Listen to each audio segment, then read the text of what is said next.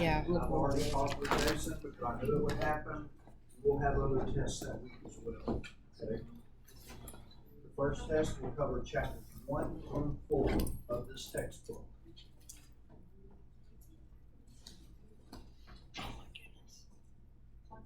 You will not have a practical after that, okay? But I just know from doing this so many years that you will have a lab practical on your second microscopy test afterwards, to where you go in the lab. We'll have it all set up to where you dip urines and do all of that type of stuff, but you will not have a practical that day. Remember, on test days in here, because we only meet 1 day a week, I would love for you just to come in and take your test and leave, but I can't do that because we don't have enough time. So after your test, we'll be doing a lecture, okay? So I'll give you time to take the test, and then when the last person turns in their test, give a 10 or 15-minute break, and then we'll start on lecture. Sound good? Yes. All right. September 20, chapters 1 through 4. Microscopy. No practical. Nope. Just Okay, we are on having chapter tests 2 on today. October the 1st, 2nd, those days. Now, guys, remember, because I know that a lot of times teach from the book, remember that in D2L you have PowerPoints to go with each one of these chapters. You have objectives. Those objectives are going to mirror the objectives in your book, except you may have 1 or 2 extra objectives that may say, for example, define the key terms in the chapter. All right? I just got finished looking at the PowerPoints for both chapters that we're going to go over today. I really like the PowerPoints, and I almost thought about teaching from it, but then I changed my mind and I thought I'm going to go from the book. Right. I know you guys don't believe me, but I just feel like I can make it a little bit more interesting by going from the book and kind of throwing a spin on certain things. All right, you guys know how I feel about the history of lab tests and everything. I know those questions won't be on your registry, but I do want you to know that on page 28, they talk about the history of studying the urine specimens. And so, just some interesting information. Many years ago, they didn't have all of the technology that they have today, and they actually used to still do some of the same tests that we do on urine. There's a lot of things that they knew that they could determine by what the color of a person's urine was, all right?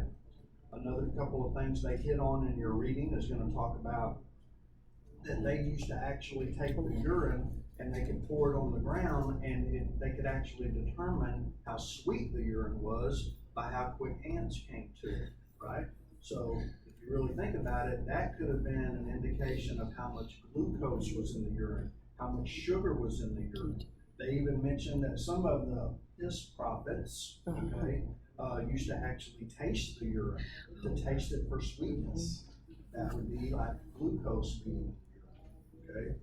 And then I think there's another section in that reading that talks about they even figured out that they could boil the urine and they could detect albumin in the urine. All albumin is one of the major proteins that's made up of urine. There shouldn't be a lot of albumin in your urine, but if you boil urine, if there's enough protein in it, okay, that protein will precipitate it. So that's another way that they kind of started figuring out about whether there could be protein in the urine. So anyway, that's interesting reading. Under the urine formation on page 29 of urine composition, now I'm going to be making sure that I'm hitting your objectives that are in the front of the book, okay? So I'm not skipping over anything. I'll answer some things as we go. The easiest thing about urine under urine composition that I want you to know, 95% of urine is what? Water.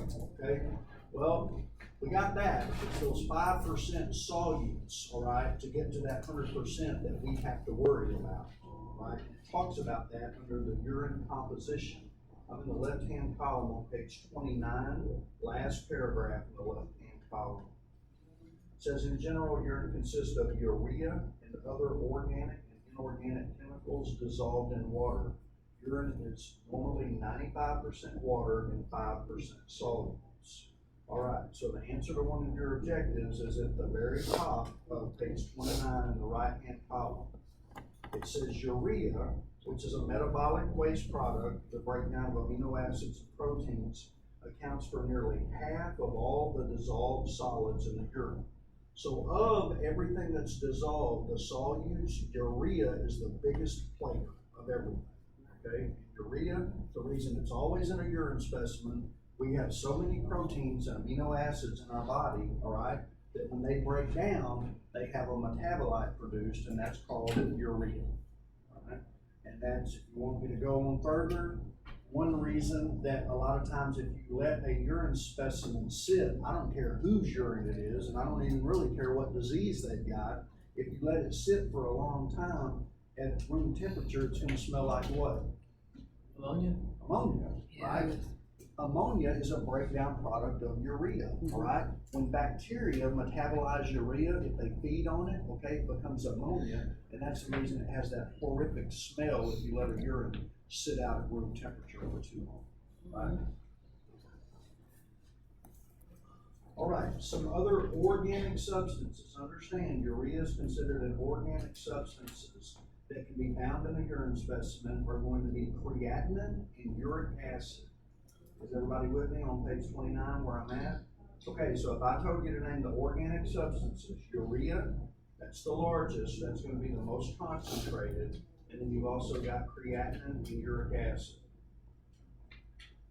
Your objective also says to name the major inorganic substances, and one easy way to remember the inorganic substances, guys, is their electrolytes. They're things that's on the periodic table. Okay, so think about what's an electrolyte? Chloride.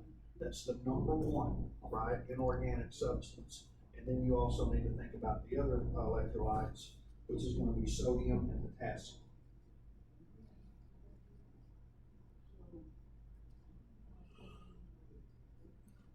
All right, the next objective that we're going to go over is, I don't think this will happen to you guys very often, but it's one of your objectives, so we'll answer it. I want you to look at that box at the bottom of page 29, not the blue one, the one right above it.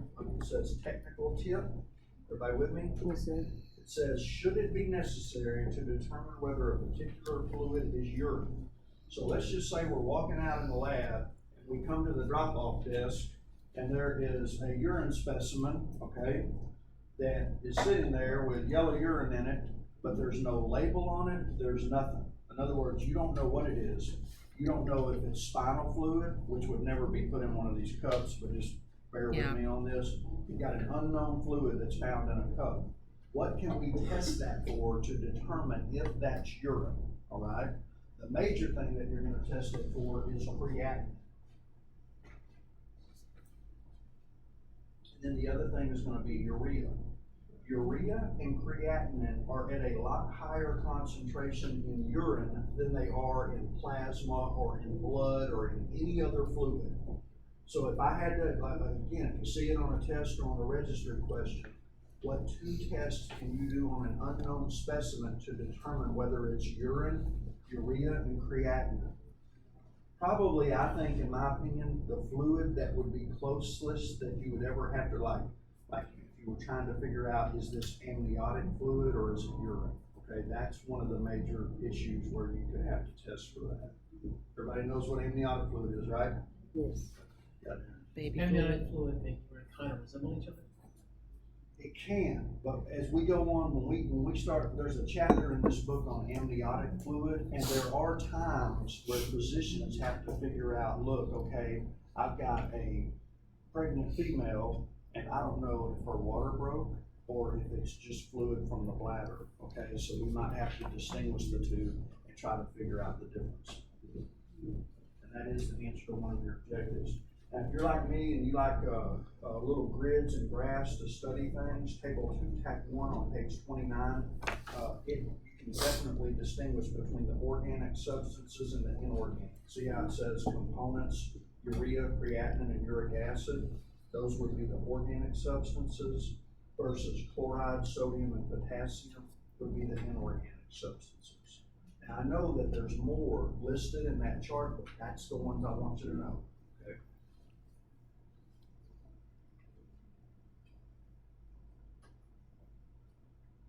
All right, continuing answering these objectives on page 30. you look at the first partial paragraph, I'm at the very top of page 30. One of the things that your objective states is, what is the normal daily output of urine for someone? Like, what's a normal amount of urine for somebody to void over a 24-hour period? And at the very bottom of that first partial paragraph, it says normal daily urine output is usually 1,200 to 1,500 milliliters. But it says a range of 600 to 2,000 mils can be considered normal, depending upon how hydrated a person is. You guys agree? If you drink water all day and you trying to like push the table on it, you're going to void out a lot more urine than you would if you didn't drink as many liquids. So there is a large range of what a daily urine output of urine is. Now there is some key terms that I want you to be aware of that go with the urinalysis department. Now these key terms in the left-hand column, I want you to make sure that you know what these words mean. A lot of you probably have a good idea about it now because we discussed these in the intro class. But I want you to make sure the very next paragraph has a bolded term there called oliguria, okay? That is a decreased urine production. Most books are going to tell you anything less than 400 milliliters in a 24-hour period is called oliguria, all right? Yeah. That would indicate dehydration. Well, yeah, but it can indicate more than that if your kidneys aren't working. Okay, but yeah, that's one thing. It could be perfectly normal just because you haven't drank lots of fluids. If you are dehydrated, your body is going to do everything possible to conserve what little water it has in it. Okay, we're going to be talking about that big time in the next chapter. All right, so if there is a term for a low urine output, there is also a term for no urine output. It's called anuria. No urine output whatsoever. Do not want this to happen. This happens a lot of times, unfortunately, in end-stage renal failure or something like that, or if your kidneys completely shut down. But I mean, think about it. If you're not voiding any urine, that's not good. All right? That either has to be fixed or you are going to pass. Yeah. Dialysis. Yeah. Well, yeah, you can still be voiding urine and still have to go on dialysis, but yes, that would be the immediate step instantly would be dialysis. My husband still makes urine, but he does dialysis 9.5 hours at night at home. He still makes urine. Hey, nocturia, you guys answer that for me. What's nocturia? It's excessive urinating at night. Yeah, excessive urination at night. If you research that or read about it, a lot of people bring that on themselves. Like if you're like me and you want to stay and watch a movie and you're sitting there drinking coffee, well, yeah, you're going to have excess urine at night, or if you drink lots of liquids. But there are some disease states that can go with that. People that have problems with their prostate can have nocturia, all right? But just remember that key term because you'll probably see it again. You got a patient pediatric with nocturia there, that's bedwetting, right? Or So what's the only one we have left? We talked about Polyuria. low, no, night, polyuria, High. excessive urine production. That's a big thing. You gotta watch out for that because there are some disease states we're gonna talk about today where polyuria, if you're not a person that's like drinking just lots of fluid. Now, one thing a concept that I think you need to understand is in order to have polyuria, I don't care how sick you are or whatever, you have to be intaking a certain amount of fluid to avoid too much fluid. I mean, it doesn't just happen, right? So there are certain disease states that make you thirsty. And if you're thirsty all the time, yes, you're going to have polyuria. What's one of the biggest ones you can think of? Diabetes. Diabetes. A patient that has diabetes mellitus has a condition called, I call it thirsty, but since we got to learn this book, we got to call it what? polydipsia. Polydipsia. All right, that's where you're always thirsty. But that's not the only condition that can cause you to have polyuria. You guys told me now that major term for diabetes is called diabetes mellitus, but there's also something called diabetes insipidus. Has nothing to do with a diabetic, but diabetes insipidus has to do with your body is not producing this substance called antidiuretic hormone, which conserves water, and so every bit of water you drink is voided out basically. So when your body realizes, look, I don't have any water, I'm thirsty. So both of those conditions, the patients are always thirsty and they always void out a lot of urine. So how do you figure out which one's what? And we're going to talk about that in a minute. There's a good chart in your book that's going to separate those two conditions. But I do want you to understand diabetes insipidus has nothing to do with glucose. What was that one term at the very beginning of all that you used? About what? What was the one term that you used at the very beginning of all of that? Oh, God. Being thirsty, you mean? Yeah. Polydipsia? Polydipsia. Yeah.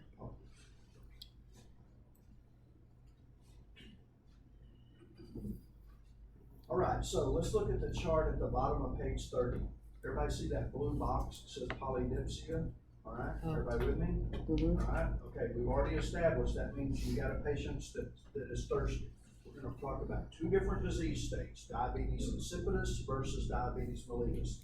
Both patients will be thirsty. And because they're thirsty all the time, next box, they're going to be voiding out lots of urine. That's polyuria. Now, specific gravity. We haven't talked about that a lot yet. We did in the intro class, but specific gravity has to do with how concentrated your urine specimen is. That is how we can distinguish someone that actually has diabetes mellitus versus diabetes insipidus.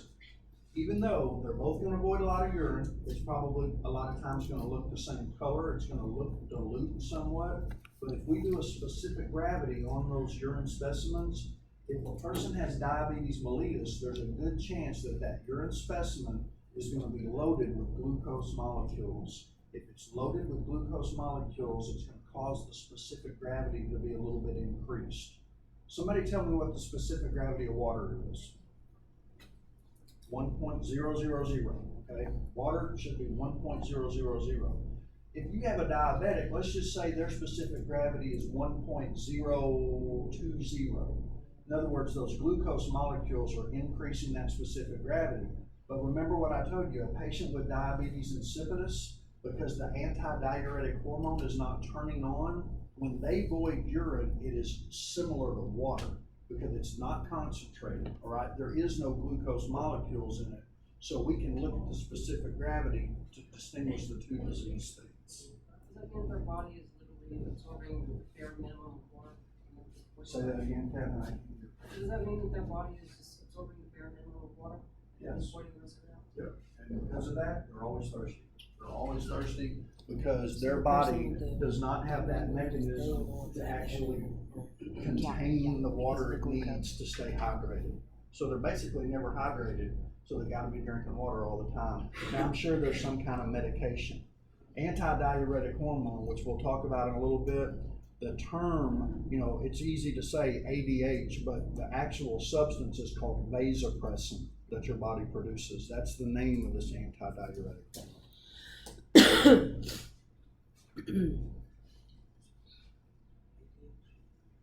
All right, I think we covered that pretty good, going right along. Okay, now let's get into what I call the easy stuff, specimen collection. Next one of your objectives, we need to talk about the containers that are going to be used for urine collection. This is not the containers that we will actually dip the urines in usually. But again, you can't ask somebody to void in a little conical tube with a hole about that big, right? So they have to void in a cup. So we're going to talk about different urinalysis containers. Every place uses something different. This technically is a urinalysis container, all right? So let's talk about these two containers. Either one of them could be used for urinalysis. What's one thing that both of them have in common? Lid. Okay, but they've got a flat bottom, right? Because it won't spill that way. Right. What's another thing? They're both clear, somewhat clear. I still don't like judging a color through this container because it's a little cloudy. thick plastic, Mm-hmm. but you could. It needs to be clear so you can determine what the color is. They both have a lid on them. They call them, I think your book is going to say they're both wide-mouthed, okay?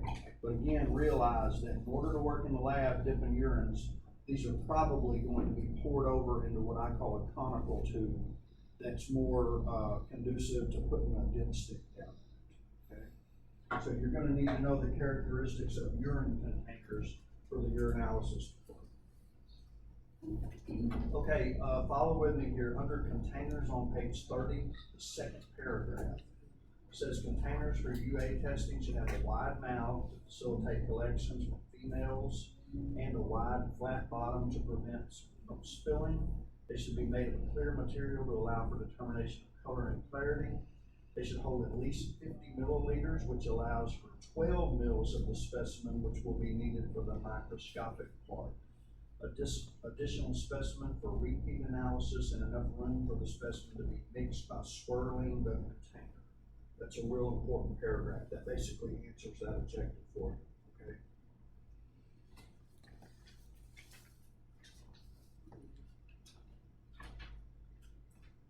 All right, the next thing, labeling of specimens. This is the very last section on page 30 under labels. It says all specimens should be labeled with, of course, the patient's name and an ID number, the date, and the time of collection. There's all kinds of different information that your facility may require. It may require the doctor's name, the hospital number. Anyway, it's real important that it be labeled properly. That label should not become detached from the specimen.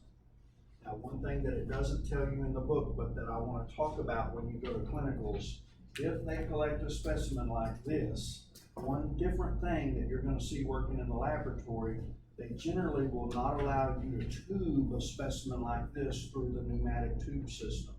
So a lot of times there's a table at the entrance of a laboratory. It's called the drop-off station. It's got a little clock where you can punch it in and it automatically tells what time they laid the specimen there, okay? You guys are gonna find out working in a laboratory, everything is about turnaround time. And so if a nurse calls and says, how come I don't have urinalysis results on John Doe? You can go, well, you clocked it in 3 minutes ago. That's how, you know what I mean? We haven't done it yet. But if you go over there and look at that specimen and they clocked it in 2 hours ago, you don't have anything to go on. You should probably have those results turned out, okay? But you'll see a lot of nurses walk urine specimens down. Now, when I worked, you know, if I was a nurse, I wouldn't want to walk every urine specimen down, so hopefully you'll work at a place where they'll pour the urine over for you in a conical tube that you can put a stopper in. Now they can tube it down to the lab, okay? It just depends on which way they want to go about it. But if they don't do that, they'll have to walk the specimens down to the lab. Okay, under specimen rejection, this answers another one of your objectives. A lot of this stuff is common sense. It's the same thing with blood specimens, but let's read through these different criteria on possible causes that you could reject a urine specimen.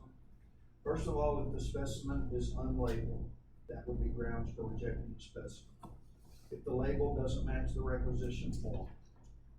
I think we talked about this last week, but if that specimen is contaminated with any type of fecal matter, any type of contaminated exteriors, if there's not enough, okay, you guys are gonna learn the terms QNS, quantity not sufficient, right? That's a big term you'll hear in the laboratory for blood or urine, and you probably think, well, how would there not be enough urine, okay?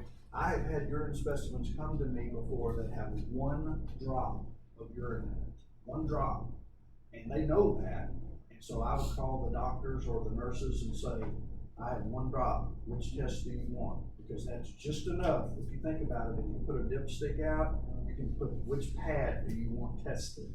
So there's no way I've got enough to do the barrage of the 10 tests that's done on a dipstick. So a lot of times they say, well, this patient's a diabetic or having trouble voiding or for whatever reason, there's only 1 drop of urine. So out of all those tests, that physician needs to know the glucose. So I would just put that 1 drop on the glucose pad because that's all we got to work with. Some patients, a lot of times in nursery patients, you know, the real young kids, for example, it's not as easy to get a urine specimen off of them. We're going to talk a little bit about what you can do to get a urine specimen if you absolutely have to, and it usually entails putting a needle through their abdomen into their bladder. That's called a suprapubic aspiration. You guys ever heard of that term before? No. And that's where they can go directly into the bladder, pull urine out. But they don't want to do that unless they absolutely have to.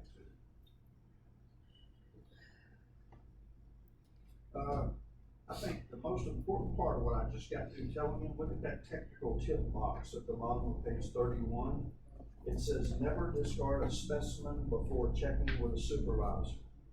Even though I just read you criteria on reasons you can reject a specimen, the best advice that I will ever give you is don't think that you have all the power in the lab and like, well, that's the rules, it wasn't labeled right, so I'm gonna throw it away, okay? Don't do that. Always, because there are exceptions to every rule, especially if it is a patient, for example, that they have really been struggling to get urine out of, okay? I'm not saying break the rules, but there are going to be times where a supervisor tells you, I know what the rules are and I know what it says, but we're gonna make an exception here because this urine specimen is from a 3-year-old. You see what I mean? And we don't wanna have to go through all of that. So I'll take the chance and we're gonna go ahead and run the test on it. So just understand that. That's one reason why this course is not offered online, is because there's things that Jason and I can tell you about real world experience that will help you understand when you go to clinicals a little bit further than this book. How many of you know who's in charge of let's say you're working in a lab on a weekend and you know, things go wrong in the hospital. Who do you think the highest person in charge, if you're at CHI or National Park Medical Center, if things go wrong, let's say you get into it with a nurse. House supervisor. The house supervisor. But see, not everybody even knows there is a house supervisor usually at most hospitals. It's generally gonna be a registered nurse, okay? And even though it's a rare case, there have been times where I've been working in the lab before and had to call the house supervisor because me and a nurse get into an argument over something. And you're probably thinking, why would you get into it with a nurse that big of a deal where a house supervisor has to be called? I'll give you an example. There was one time I was at work and I was thawing out fresh frozen plasma. You guys may not know what that is yet, but it's basically when you're gonna give a patient plasma and not red blood cells. That stuff is frozen in a freezer. So when you thaw it out, most hospitals, the minute you start thawing it out, whether the patient gets that plasma or not, they're charged for it. Okay, you see what I mean? Because once it's assigned to the patient, because once you thaw it out, basically you have to give it, or you have to eat the cost. Plasma sometimes, depending upon that donor that donated the blood, sometimes it'll have off colors to it. Like, even though most of the time those bags will be yellow, plasma's yellow, right? They'll be yellow. Sometimes it'll be more of an orange color, or even have a dark yellow color. Well, I had a nurse one time, and I mean, I'm not blaming the nurse, they didn't know, but they didn't like the color of the FFP that I had thought out, because usually it's yellow, and this particular bag happened to be orange, and they refused to give it to their patient. You see what I mean? Because of the off color. Well, you know, they just absolutely refused, so we had to have it settled through the house supervisor. They came down, and you know, I told them, I said, look, I've studied this stuff. The only reason that FFP is an orange tinge to it is because of what they ate when they donated that unit. Has nothing to do that FFP is bad. Right. Who do you think won that argument? You. No, I hope you did. the nurse. I ended up having to throw that away. That's crazy. All that. Well, what about the patient? You said that once you start to thaw it out, the patient is billed. So, what about its back on? I don't know what became of it. I have no idea what became of it, but I know that the house supervisor, I mean, hey, they, whatever, you know, but they said to throw both of those bags away and thaw out 2 different units that was more of their color liking. But anyway, I'm just saying, stuff like that is gonna happen, you know, and you can sit there and argue and get fired over it, okay, or you can just say, okay, no problem, I'll do it.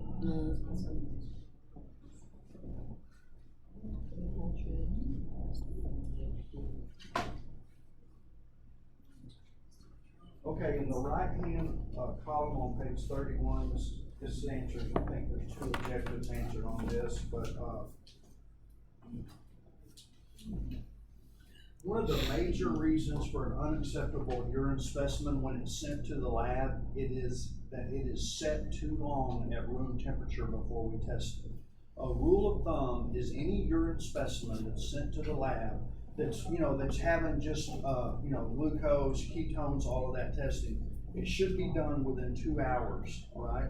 Because what happens is just about all of those tests that we do on urine, if you let it set for more than 2 hours, you're gonna have results that are not accurate because of one major thing. I want you guys to make sure you highlight this in your book. Okay, under specimen integrity on page 31 in the right-hand column, go down toward the end of the very first section there. It says, notice that most of the changes are related to the presence and growth of bacteria. Does everybody see where I'm at there? Yes, sir. Make sure you highlight that. The reason that that's so important is because this entire table that you see at the bottom of page 31 has to do with changes that take place in a urine that has been unpreserved or has been sitting out at room temperature. We're going to go through a lot of these and talk about it as well. Before we go down to this chart, under specimen preservation, the very first sentence there says the most routine used method of preservation is refrigeration at between 2 and 8 or 2 and 6, which decreases bacterial growth and metabolism. So if Aunt is a nurse working on the floor, she collects a urine specimen, and for whatever reason, she cannot get that to the lab in an appropriate amount of time.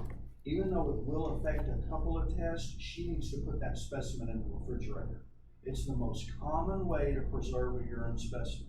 I'm not saying it is the actual ideal for every test, but overall, it is the best way to preserve a specimen. There are chemicals that we can add to a urine specimen to preserve it, but almost every chemical you add, no matter what it is, it will affect a certain test, okay? So if you put it in the refrigerator, you're not adding any outside sources to the urine specimen, okay? Okay, so let's look at this blue box and talk about a few things. Again, not every single one of these analytes, but the majority of every one of them can be affected if bacteria are allowed to multiply in that specimen, okay?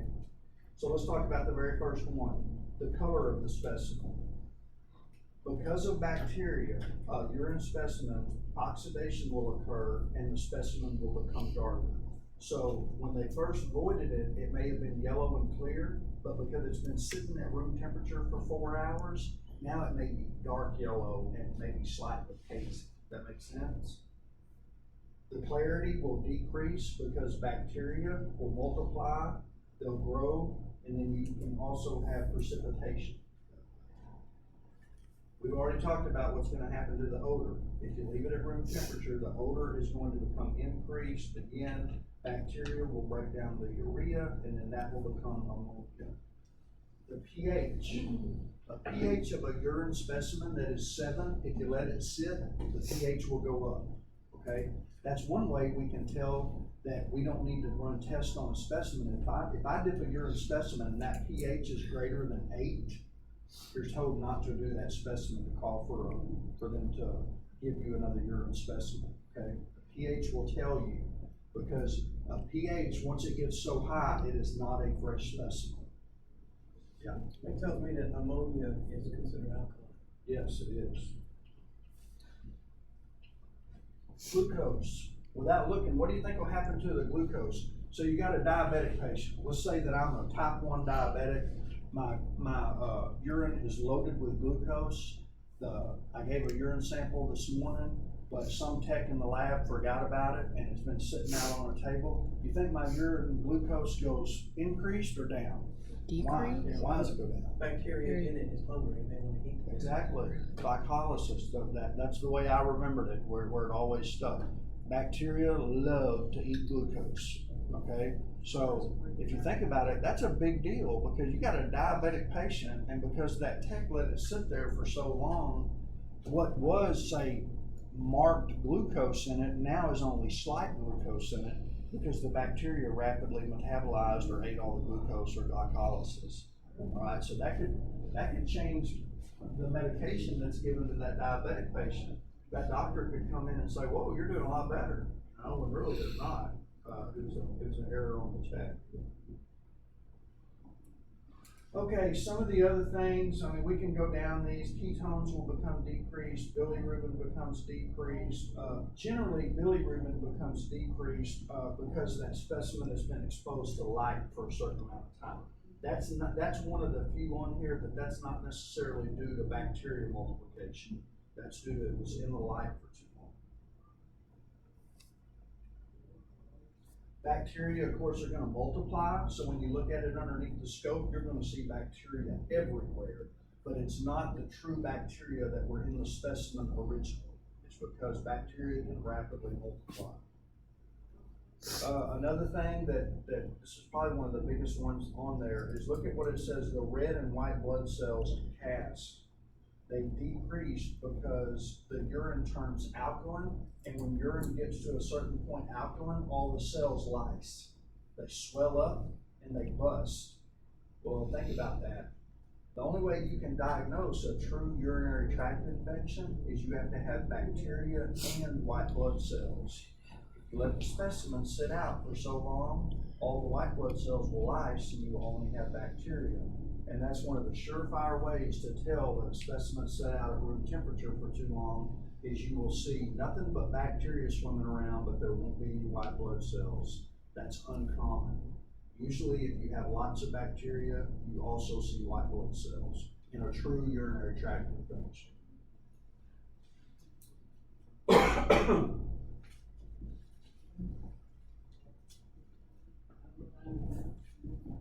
Okay, moving on to page 32, going to talk about different types of urine specimens.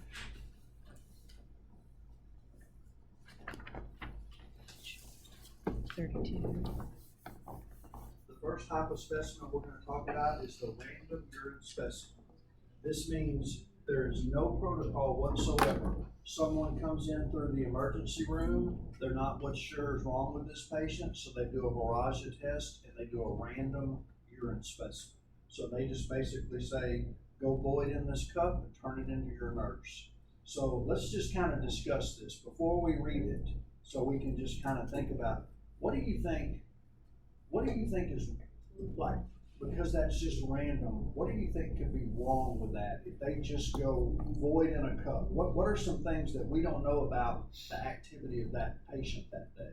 Sexual activity, maybe? Yeah, just like what have they been doing that day, for example, that could affect the results of the urine? Anything that generates bacteria. Yeah. Well, we talked about urine production, right? What's the Right. biggest thing that causes urine production? Hydration. Has that patient been drinking lots of fluids that day? Okay. Has that patient not been drinking any fluids that day? You take somebody that hasn't drank anything, their urine more than likely, if they're dehydrated, is going to be dark yellow.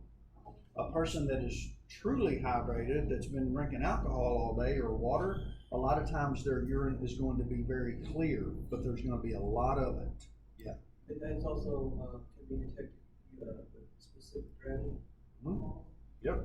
Specific gravity, yeah. And when some people take vitamins, it's kind of like fluorescent. Oh yeah, medications can cause the urine to turn all kind of crazy colors, definitely. All right, so that's a couple of things that's wrong with just random specimens. But I know where I worked at, probably 95% of all the urine specimens that I tested, and I tested a lot of them, they came from the ER, okay? They're always stacked, and so you can only go off of so much on a specimen that is random, okay? Because if I'll tell you something else, a person that has been drinking fluids all day, they dilute out the urine, and so maybe they truly do have a urinary tract infection, but because they've been drinking so much fluids, you happen to get their urine specimen, and when there should have been 25 to 50 white blood cells per high power field, now I'm only seeing 5 to 10 because it's so diluted with whatever they've been drinking all day, okay? So a random specimen is probably the most common specimen, but it's definitely not the best specimen. What usually happens is if you have an abnormality come back on a random specimen, then the physicians are going to say, look, I want you to go to your doctor and I want you to turn in a first morning specimen. Okay, and we're fixing to talk about why that's a better specimen. Yeah. First mornings will have, fasting into it. No, you don't want it to be fasting action. Okay, first morning, well, no, I said that wrong there. Yes, it is a fasting specimen, but there's another specimen to where you actually, a true fasting specimen would be to where you get up in the morning, you void your first specimen and the second specimen. don't eat anything, that's a better idea than fasting specimen. Okay, so make sure you read over, random specimen. Now, first morning specimen, make sure you highlight the first sentence there. It says, although it may require the patient to make an additional trip to the lab, this is the ideal screening specimen. The ideal screening specimen is a UA first morning specimen. It says it's also essential for preventing false negative pregnancy tests and for evaluating orthostatic proteinuria. Anybody got an idea what orthostatic proteinuria means? I don't think this is on your test, but sometimes. Protein in your urine from high blood pressure or low blood pressure? Close. Orthostatic. Protein in your urine from prolonged standing. Some people, when they stand up for a prolonged amount of time, if they give a urine specimen, there's always going to be protein in it. But if you get that same patient and you have them lay down overnight and get rest, and when they get up in the morning, they can give that same urine specimen and there won't be any protein in it, okay? It doesn't happen to everybody, okay? And I could explain it, but it has to do with how your body sits and all this type of stuff. But orthostatic proteinuria is protein that is in the urine from prolonged standing. It doesn't have anything to do with a disease state. The pregnancy test, guys, that gets right back to what I talked about. If you've been drinking so many fluids, you're going to dilute out the substances that's truly in the urine, okay? So a lot of times by using that first morning specimen, it's the more concentrated specimen.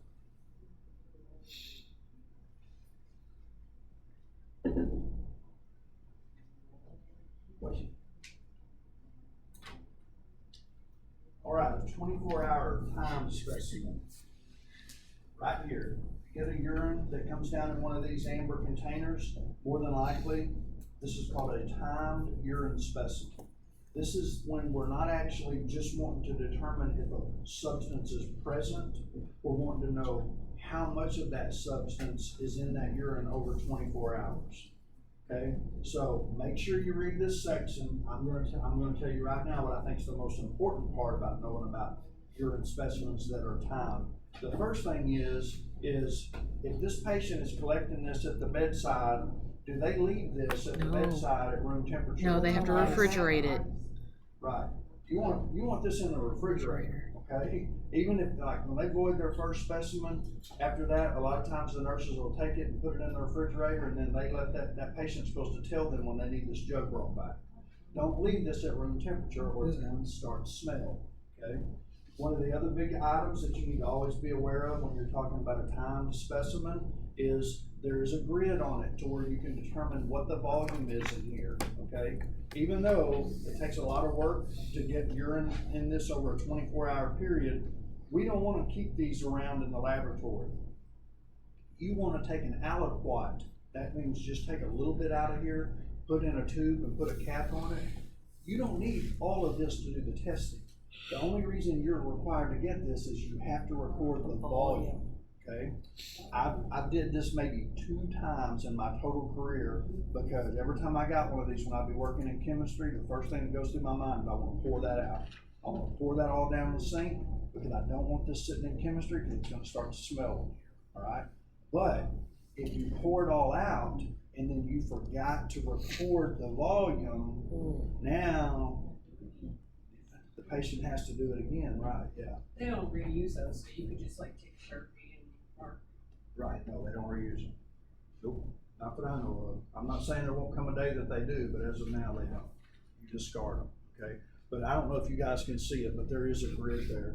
Sometimes you'll get more than one because sometimes they can fill up more than one of these in 24 hours, right? So then you have to add them together. So record the volume. We're gonna talk about certain tests. We're gonna do a formula on the board here in a little bit where we calculate a creatinine clearance level, and you have to have the volume in order to do the creatinine clearance. But as far as how much urine you need to do to figure out what a urine creatinine level is, you don't need but maybe 1 milliliter of urine, so you don't need this whole jug. Okay. Yeah. That millimeter needs to come from the source Milliliter. that was properly volume, it had a proper volume. Yeah, that's why you aliquot it out of here. You just take, like, you get a squeegee in there and you just squeegee out, and now you wanna mix it, okay? That's what I was gonna say, you need to mix it, don't you? Yeah, you need to mix it, but then you get a squeegee and just take out like 10 mils and put in a separate little container, and then as long as you've recorded the volume on here, throw this away. You know what I mean? Dump it down in the sink and get rid of everything, as long as you have a sample of the specimen. Before you keep yourself, it has to be a certain volume, because if it's not at that right volume, then there's some dynamic inside of it that won't be present, so you can do the test. Well, the volume is just, the volume, because it goes into the calculation, it's going to tell you, for example, is there a normal amount of creatinine? Is there a low amount of creatinine? But you have to record the volume. But kind of a good rule to go by is that if you get a 24-hour urine and it's only up to here, that patient has kidney trouble, okay? Think about it. If you're not voiding much urine over a 24-hour period, something's not right with your kidneys, okay? And when you put it in the calculation, that comes, that tells you everything. Now, they have 24-hour urine, they also have additives too, it depends on what they're testing for. That one was plain into the 24-hour urine pregnancy and stuff, but they have some have additives. I can't remember exactly which ones, but they have a powder in the bottom that goes with it. Yeah, that's a good point. I wasn't gonna get into that just to make it confusing, but there are certain tests, like you can do a 24-hour urine for what's called catecholamines, which is steroids, or testing your adrenal function from your adrenal gland and things, to where it may require that you put a boric acid pill in the bottom of this container, because they want the urine to have a certain acidity level to it, okay? But for a creatinine clearance, nothing has to go in here. And you can buy containers that already have that additive. It just depends on if your hospital wants to spend the money or not. They used to call down to the lab and say, I need a boric acid pill, because I've gotta do a 24-hour urine, and it says in the instructions, I've gotta add a boric acid pill to the bottom before I start. How big is that jug? It's over a liter, so. Okay, you guys tell me, it holds 3,000 milliliters. How big is it? 3 liters. 3 liters, right? So it's enough for 2 days, maybe. Okay, 24-hour time specimen. I do want you to note that random specimens, first morning specimens, 24-hour time specimens, those 3 specimens are not the ideal specimens to do a urine culture on, okay? Now, do we do urine cultures in urinalysis? No, it's not correct. Right. Urine cultures are done in microbiology. So the only reason they call it a culture, when you do a culture on something, you want it to be as sterile as possible, as far as there's no outside contamination being brought into the specimen. Okay? I mean, I don't know any way nice to put this, but think about it. If you get a random specimen, they're not probably cleaning the area or anything like that before they void the urine. So you're getting like epithelial cell contamination and things like that, just a blah specimen. But there are things that nurses will tell you to do in order to get a sterile specimen, somewhat sterile. So I think the next one we're going to talk about, if I'm going in the right order, no, I'm wrong. Let's talk about page 34. The first thing, a catheterized specimen. You guys know what that is, right? It's the catheter up into your bladder, all right? That is considered a sterile specimen, because it shouldn't be contaminated, because that little tube is going into your bladder, all right?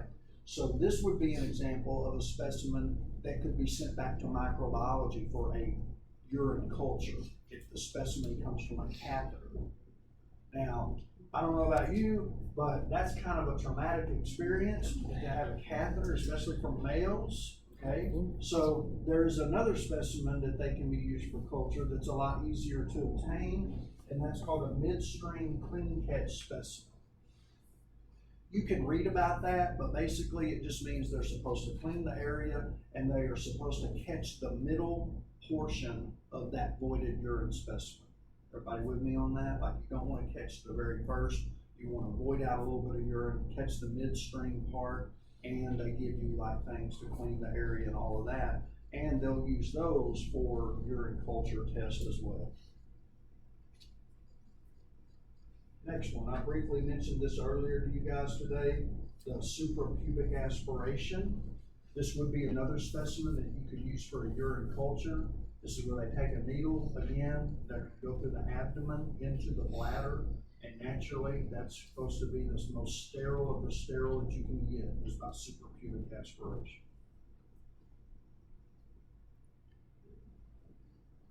Okay, specimens for prostatitis. I'm gonna let you guys read about that. I know it talks about something called a 3-glass collection. I do not have anything on the test about this. It's where they have to go, get a specimen, and it talks about the next specimen, they're supposed to massage the prostate and all that stuff. I don't think you guys will be involved in any of that, but that is another type of collection. Drug specimen collection on page 35. I do want to talk a little bit about that. Page 35, the right-hand column. There is a difference when you collect a specimen. Let's say that you go to the emergency room, you're not feeling good, and they take a urine specimen. That's just a random specimen that we're going to do testing on in the lab.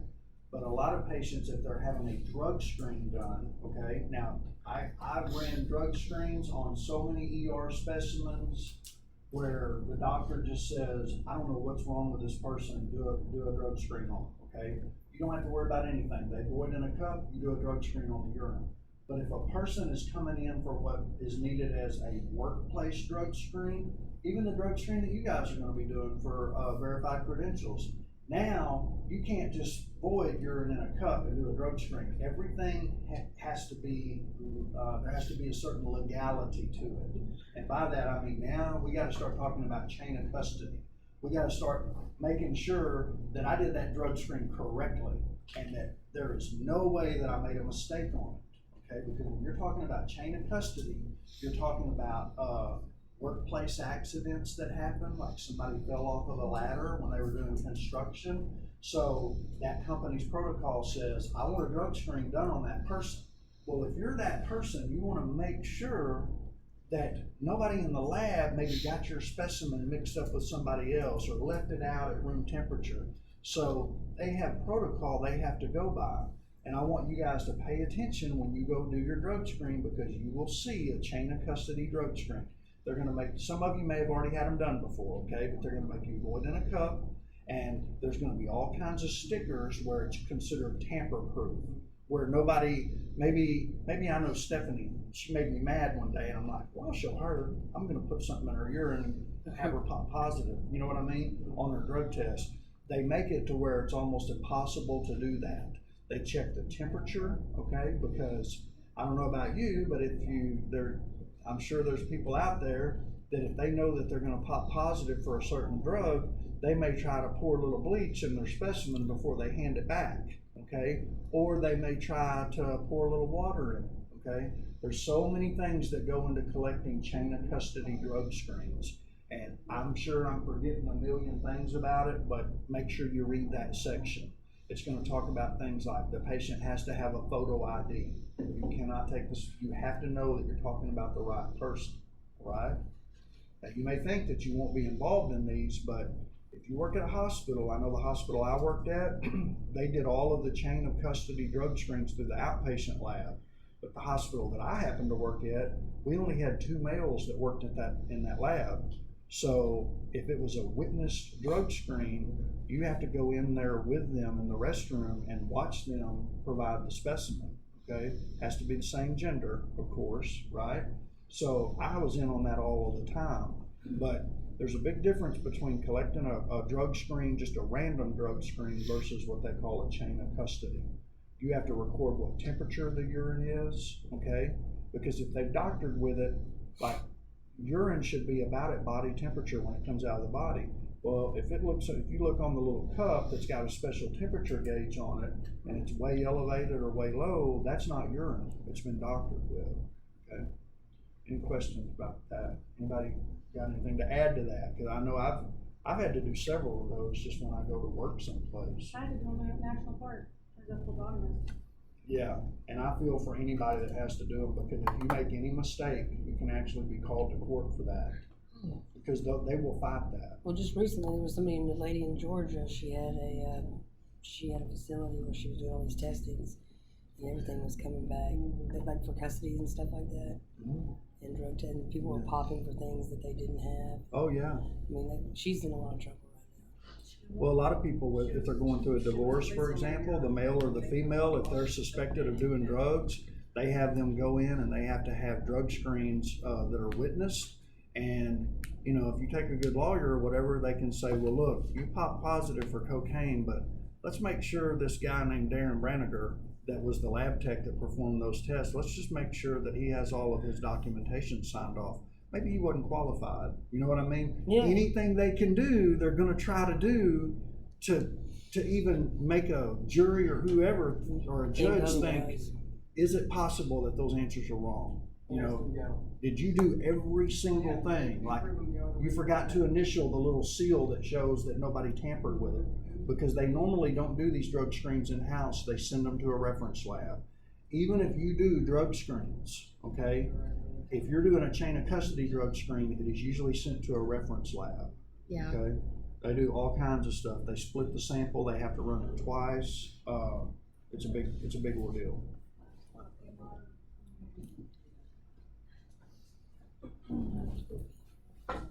Happy to. It's so bad.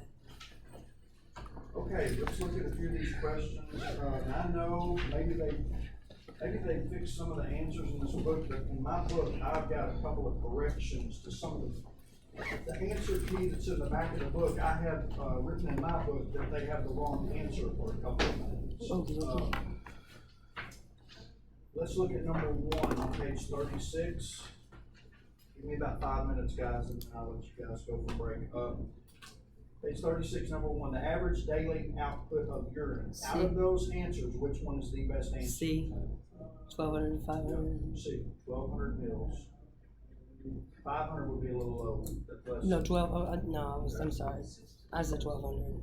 Okay, number 2, an unidentified fluid is received in the lab with a request to determine So wait, whether the which one is fluid it? is urine or another type of body fluid. Using routine lab tests, what tests would determine that the fluid is most probably urine?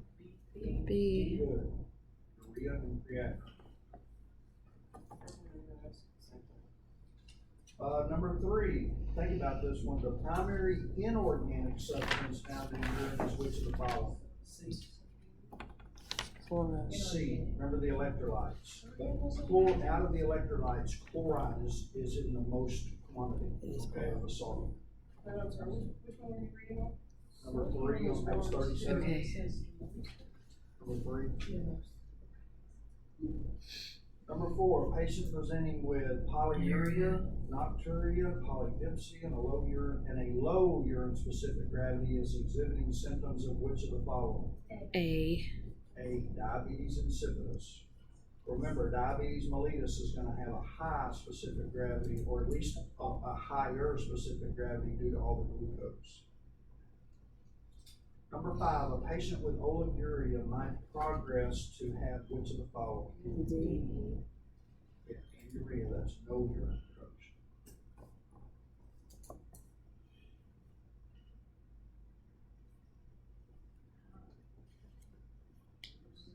Number 9, we're going to talk about this in a different chapter a little bit, but I think I do want to, we need to talk about this a little bit. Number 9, I've got in my book that the answer is wrong in the back of the book, but I'll give you what answer it should be. Number 9, a cloudy specimen received in the laboratory may have been preserved using which of the following?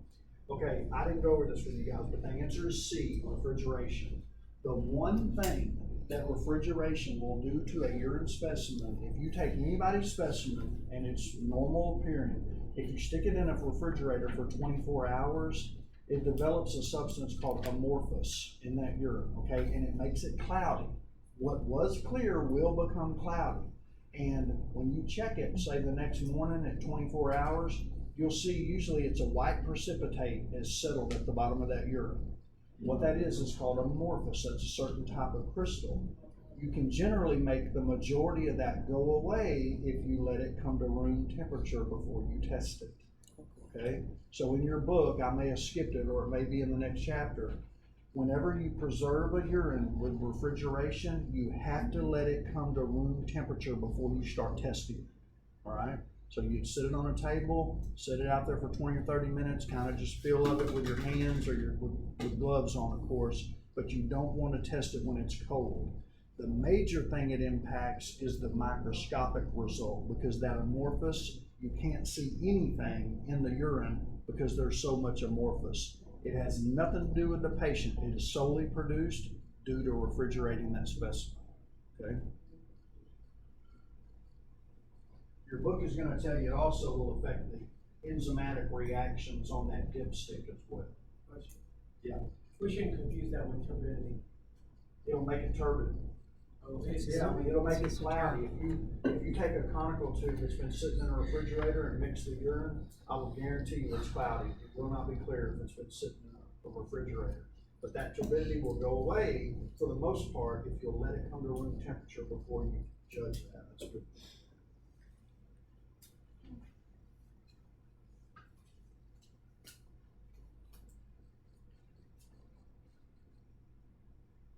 Number 18, the most sterile specimen collected is which of the following? D, that's suprapubic aspiration. So these ones you're skipping, we still should be looking at too, right? Say that These again. ones that you're skipping over, we should probably. Yeah, still I'm be looking at. I'm fixing to go backwards. I'm just Okay. looking at which ones I think are good questions, Okay. if you guys should know the answer. Number 15, prolonged exposure of the preserved urine specimen to light will cause which of the following? C. Decrease. Yeah, we talked about that today, decreased bilirubin level. Number 14, the primary cause of an unsatisfactory result in an unpreserved routine specimen not tested for 8 hours would be which of the following? Which one is the best answer? A. Good, A, bacterial growth, because that messes up everything when that bacteria multiplies.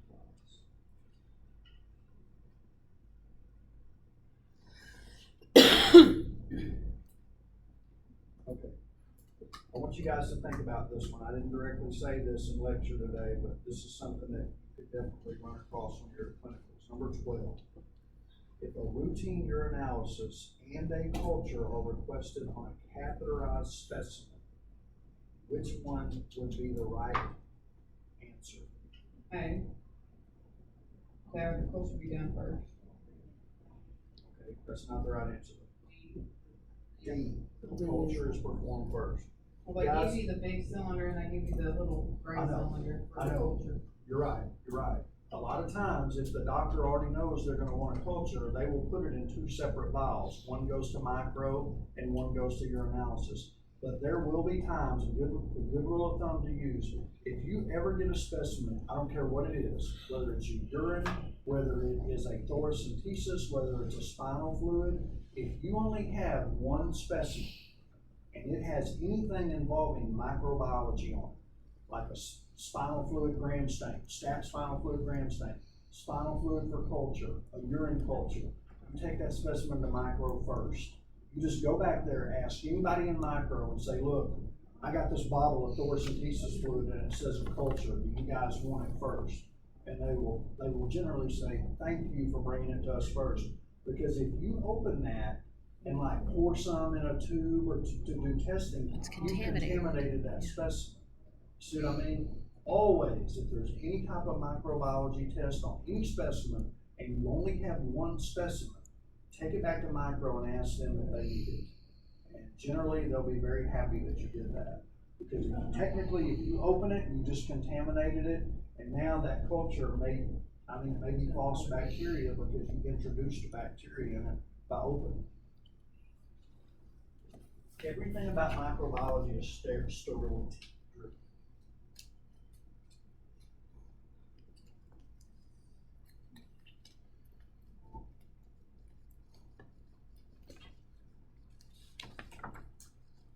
Number 11, we're going to ask you about this one. The primary advantage of a first morning specimen over a random specimen is that it, right, it's more concentrated. All right, I'll give you guys one example of number 11, and then we'll take a 15-minute break. I had a family member one time, and this is back when I worked in the lab, and this person knew without a shadow of a doubt they had a urinary tract infection. So I took their specimen, their first morning specimen, and I took the urine to the laboratory. You're not supposed to do this anymore, but I'm doing the testing myself. And I tested it. This person had marked bacteria. I think white blood cells was 50 to 100 per high power field. They definitely had a urinary tract infection, okay? So I told this person the results, and I said, you need to go to a doctor because you definitely got a UTI. And this person didn't like doctors and said, oh, come back at lunch and we'll give another specimen. Maybe the next one will be better. They drank like a gallon of water between that time and lunchtime, okay? I took the same person that had all of that stuff wrong with them that morning, and I tested that urine specimen at lunchtime after they had drank a gallon of water. I saw no bacteria and I saw no white blood cells, okay? So do you understand what I'm saying about you can dilute a urine so much that you're not seeing the significant findings because you've diluted it so much? That's why they want first morning specimens. Yeah. They probably didn't cure their UTI.